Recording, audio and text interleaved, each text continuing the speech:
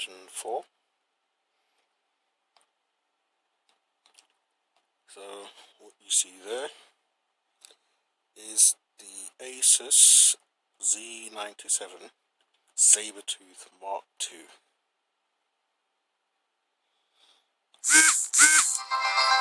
The reason I picked this particular board was because it's, well, they say it's actually been tested for military grade performance, which suits me fine, and it has a 5-year warranty. Again, suits me fine, primarily because the last few upgrades I've performed have been every 5 years, due to budget and so on and so forth. What else have I got? Decided to go sort of high end and purchase the Haswell refresh, that being the 4790K CPU by Intel. Again, because for me it's a 5-year upgrade cycle, figured, well, might as well go, at a reasonably high end, and yeah, hopefully that will see me through to the next 5 years. Remember, this is coming from my Core 2 Duo, my E8 400, and that last upgrade was around 2008. So I think that's an appropriate upgrade. What else? Oh yeah, because it's a new board, I've had to ditch my DDR2 Ballistics DDR2 RAMs, of which I had 4 megabytes, or 1 megabyte modules, and decided to actually purchase 8 gig, as in 2 4 gig modules, but get the Kingston HyperX Predator.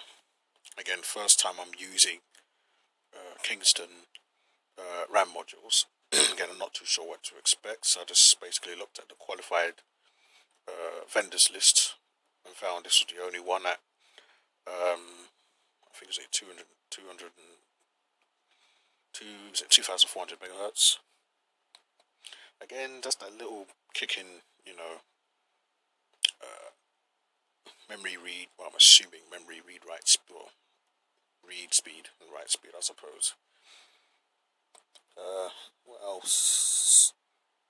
Yeah, that big chunky thing you see there is what cooler is that? Yeah, Zigmatech Venus XP SD1266.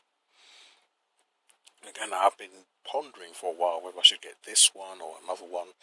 Again, 5-year cycle, so I'm just playing safe, so I decided to get that.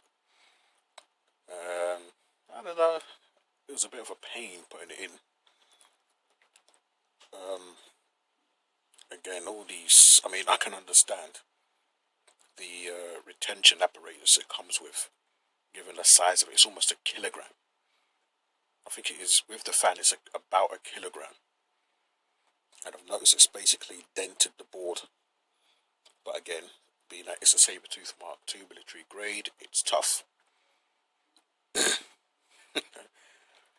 So, yeah, that should hold.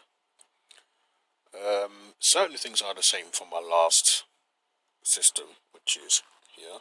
This is my old PC you see here.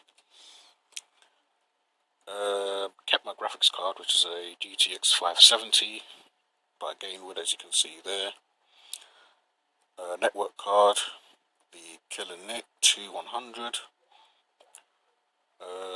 power supply, which is a 600 watt OCZ. I think it's called the Game Extreme. And again, interestingly, I bought that.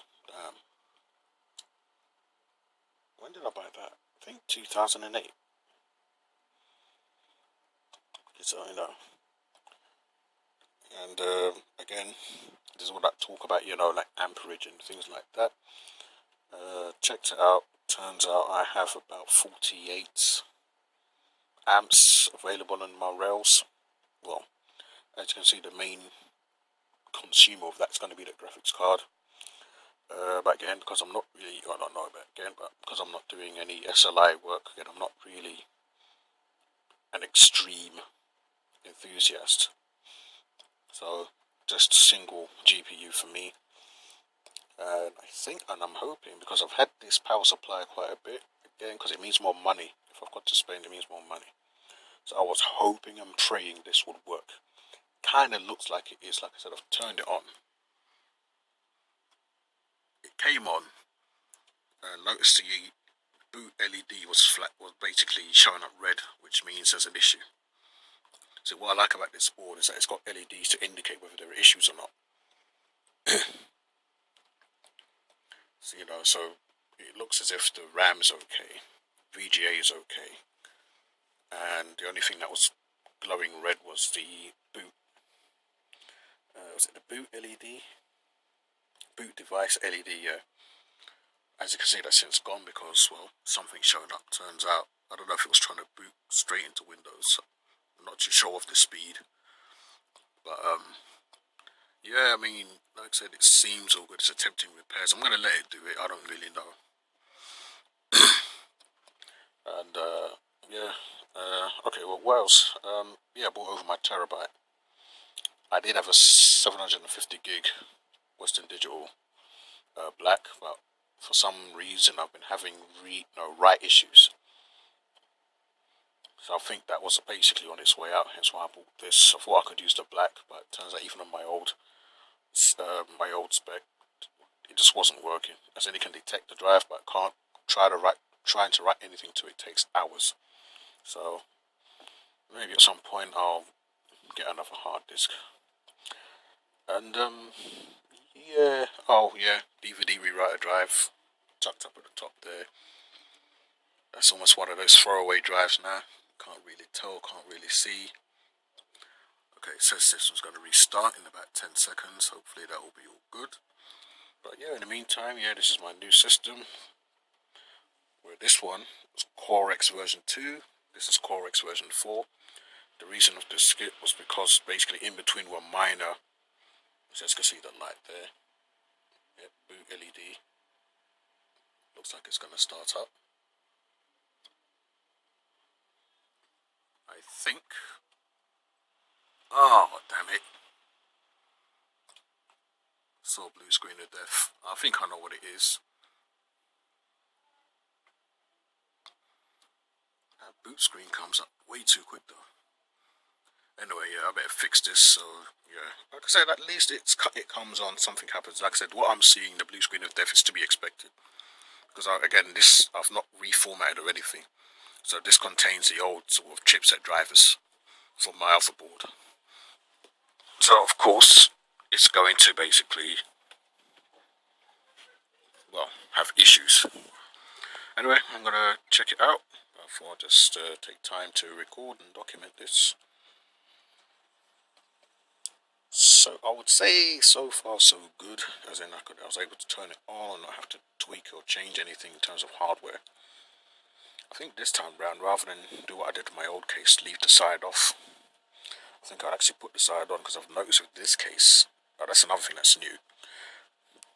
This case, for my old spec, there's a NMAX Twilight, which I bought in 2003.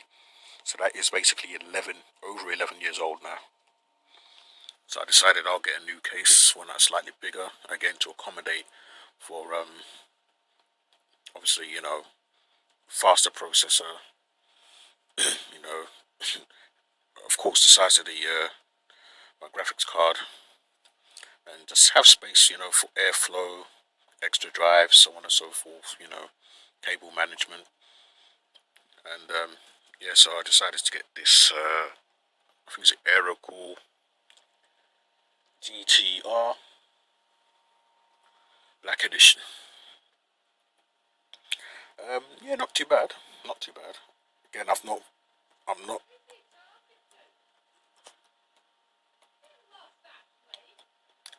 up on cases and that, so I basically just again spent time trying to read it and everything, and yeah, I mean, it seems all good so far. Like I said, it's been appropriate for me. Coming from this one, which I've had for 11 years, yeah, I think any case you get now will be decent. So yeah, all good, all good. There are some red LEDs there. Yeah, that's for the case modding, like the lights. I remember I went crazy on that with this one. It was only over time I decided, you know what, not really worth it. It's just too many cables just getting in the way.